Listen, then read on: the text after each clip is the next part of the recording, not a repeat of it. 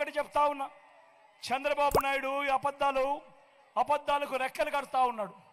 చంద్రబాబు నాయుడు మోసాలకు రెక్కలు కడతా ఉన్నాడు, అబద్ధాలకు రెక్కలు కడతా ఉన్నాడు. లేనిపోని అబద్ధాలన్నీ కూడా చెప్తా ఉన్నాడు. ఈ మధ్యకాలంలోనే చెప్తా ఉన్నాడు, అవ్వా తాతలకు ఇంటికే వచ్చే పెన్షన్ తాను ఆపి ఏమంటాడు, మనం ఆపామని చెప్తాడు. నిజంగా ప్రతి ఒక్కరూ కూడా ఆలోచన చేయమని అడుగుతా ఉన్నా, అబద్ధాలు ఏ స్థాయిలో చెప్తా ఉన్నాడని. ఏ రోజైనా 14 సంవత్సరాలు చంద్రబాబు నాయుడు గారు ముఖ్యమంత్రిగా ఉన్నప్పుడు 3 సార్లు ఆయన ముఖ్యమంత్రిగా చేశానంటాడు. ఏ ఒక్క రోజైనా కూడా అవ్వా తాతలు బాధ పట్టించుకున్నాడా? ఏ ఒక్క రోజైనా కూడా అవ్వా తాతల కష్టాన్ని చూశాడా? ఏ ఒక్క రోజైనా కూడా అవ్వా తాతలకు ఇంటికే పెన్షన్ ఏ ఒక్క రోజైనా ఇచ్చాడా అని అడుగుతా ఉన్నాడు మీ బిడ్డ.